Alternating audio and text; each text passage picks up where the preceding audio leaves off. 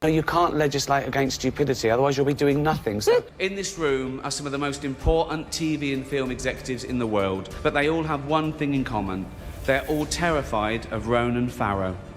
Don't use it as a platform to make a political speech, right? You're in no position to lecture the public about anything. You know nothing about the real world. Ricky Gervais is notorious for not holding back when it comes to the truth, and there have been many times where he has exposed woke culture and especially woke Hollywood. And today, we'll be looking at the most significant moments where he went against what Hollywood wanted him to say and how they reacted. So let's get started with him talking about woke people getting offended over his jokes. well, yeah, well, that's the thing about offence, isn't it? When people say they're offended, it's that, just because you're offended, it doesn't mean you're right, you know? It's... offence is about feelings, and feelings are personal. Some people are offended by equality. So what? You know, so you can't second-guess people. If you try and please everyone, you'll please no one. With comedy as well, I think you've got to deal with taboos and contentious issues, and sometimes you deal in irony, and some people don't get that, but, you know, you can't legislate against stupidity, otherwise you'll be doing nothing. So if you're saying anything... You should polarise. You should polarise, because everyone's different, so... So, now that we have established that Ricky just doesn't care about offending people, let's take a look at some of his most direct jokes at the Golden Globes, where he is directly attacking Hollywood, and pay attention to the reactions of some of these celebrities. Talking of all you perverts, it was a big year... It was a big year for paedophile movies. Surviving R. Kelly... Leaving Neverland, Two Popes. Shut up. Shut up. I don't care. I don't care. Our first presenter is beautiful, talented, and Jewish, apparently. Mel Gibson told me that. He's obsessed. Please welcome Scarlett Johansson. You could binge watch the entire first season of Afterlife instead of watching this show. That's a show about a man who wants to kill himself because his wife dies of cancer, and it's still more fun than this, okay? Wow. Spoiler alert, season 2 is on the way, so in the end, he obviously didn't kill himself, just like Jeffrey Epstein. Shut up.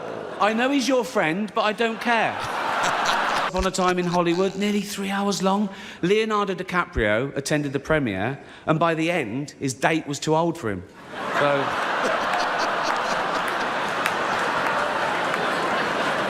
In this room are some of the most important TV and film executives in the world. People from every background, but they all have one thing in common. They're all terrified of Ronan Farrow. He's coming for you. He's coming for you. We were going to do an in memoriam this year, but when I saw the list of people that had died, it wasn't diverse enough. It just, no. It was mostly white people. Wow. And I thought, nah, not on my watch. So, maybe next year. Let's see what happens. All the best actors have jumped to Netflix and HBO, you know. And the actors who just do Hollywood movies now do fantasy adventure nonsense. They wear masks and capes and really tight costumes. Their job isn't acting anymore. It's going to the gym twice a day and taking steroids, really. Have we got an award for most ripped junkie? No. No point. We know who'd win that. Apple roared into the TV game with a morning show, a superb drama, a superb drama about the importance of dignity and doing the right thing, made by a company that runs sweatshops in China. Well, you say you're woke, but the companies you work for, I mean, unbelievable. Apple, Amazon, Disney. If ISIS started a streaming service, you'd call your agent. If you do win an award tonight... Don't use it as a platform to make a political speech, right? You're in no position to lecture the public about anything. You know nothing about the real world. Most of you spent less time in school than Greta Thunberg. If you win, right, come up, accept your little award, thank your agent and your God, and fuck off, okay? All-female remakes are the big thing. There's a female remake of Ghostbusters. Savage. There's going to be a female remake of Ocean's 11. And this is brilliant for the studios, because they get guaranteed box office results, and they don't have to spend too much money on the cast. So... Shut up, I don't care. But actors aren't just loved here in Hollywood, they are loved the world over because they're recognisable. You can be anywhere. You could be in the third world, okay, and you get a glimpse of a Hollywood star and it makes you feel better, okay? You could be a little child, a little Asian child with no possessions and no money, but you see a picture of Angelina Jolie and you think, oh, Mummy. Now Caitlyn Jenner. Yo, he hasn't been wrong in one thing that he said. That's what I kind of got to give him his respect on. I want to know what's woke to you guys. Let me know what woke is to you guys. Explain what your definition is of woke. Of course. What a year she's had.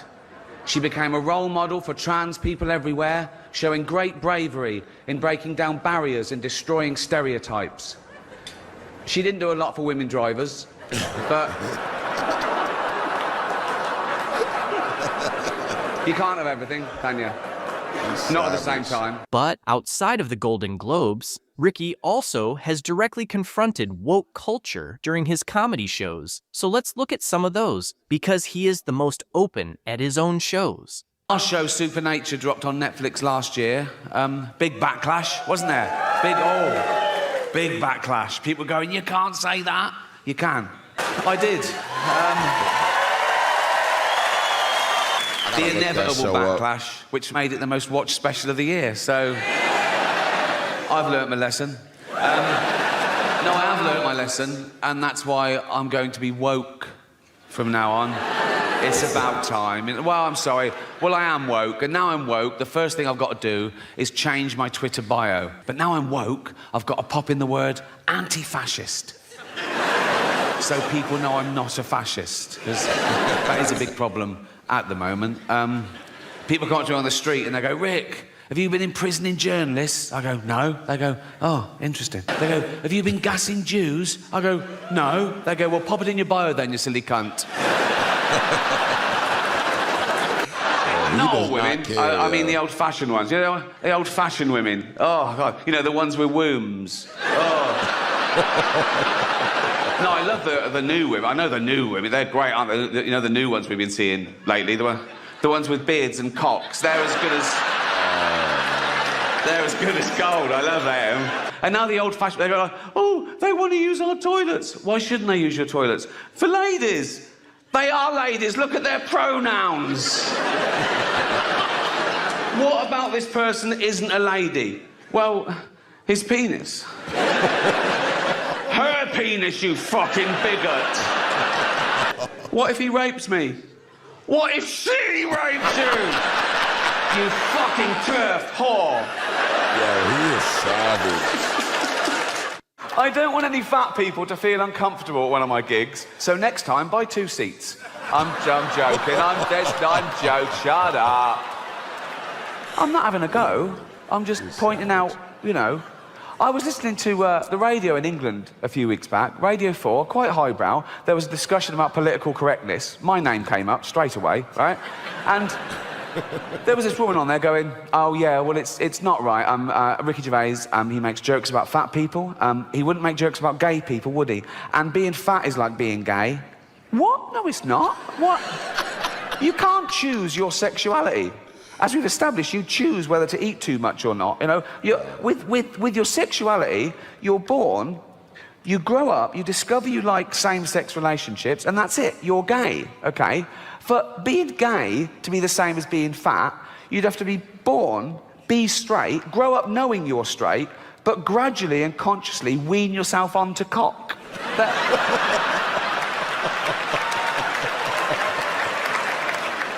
I know you can't say Chinaman anymore, right? I can't believe you ever could, because that is the laziest labelling of a demographic I've ever heard, right? So the first one lands on our shores, and we gather around going, what the fuck, where are you from, right? And he goes, China. And we go, oh, you're a Chinaman. And he goes, I'm a what? You're a Chinaman. A Chinaman? Yeah. What's my wife? Duh, Lady Chinaman. Why don't you call me by my name? I don't know your name, do I? It's Ling. Ling? Yeah. Is that your first name or your surname? Both. Ling Ling? Hello? Right, no, right. We've come a long way from it being punishable to total equality as it should be, of course. In England, the gay age of consent, same as heterosexuality now, 16, and even gay marriage. Although, ironically, the one place that was really ahead of the game fell behind a little at the last election, California. They had a referendum, they put it to the vote, and they voted no to gay marriage. I mean, in California, there's people going, that's why we moved here. I mean, it's a strange sort of bigotry that you can affect someone else's lifestyle that doesn't affect you back. It's not like they asked a bloke once, said, sorry, do you mind if these two men get married? He went, no, fine, okay, jack them off then. What? I didn't know that was... That doesn't happen, does it? That doesn't happen. Look, it's also a strange sort of bigotry because these people that object to that were presumably the same people that said, you know, gay people were immoral and promiscuous, but now they don't want to be monogamous and respectful in the eyes of God. And it must be so confusing to a gay guy in California thinking, that's the bit they don't like. With all the other shit we get up to, it's the marriage bit. They're so confused. They must go to judges and go, sorry, can I get the rules straight? What do you want to know? I just didn't know what we can and can't do. Ask away. Can I marry a man? No. Can I fuck him up the arse and give him a little reach round? Please.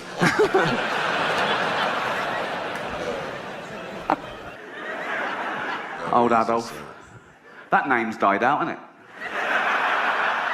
He killed that dead, didn't he?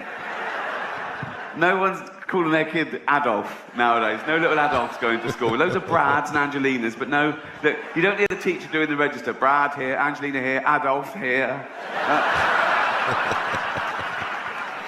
I do that quick so no one can take a picture of me doing that. He's savage, bro.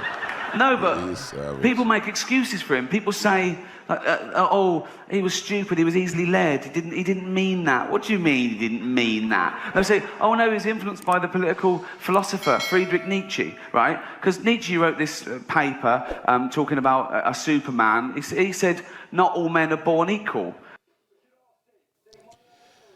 All right, well, main thing with me is shout out to you guys for making it to this part of the video. This is the part of the video that matters.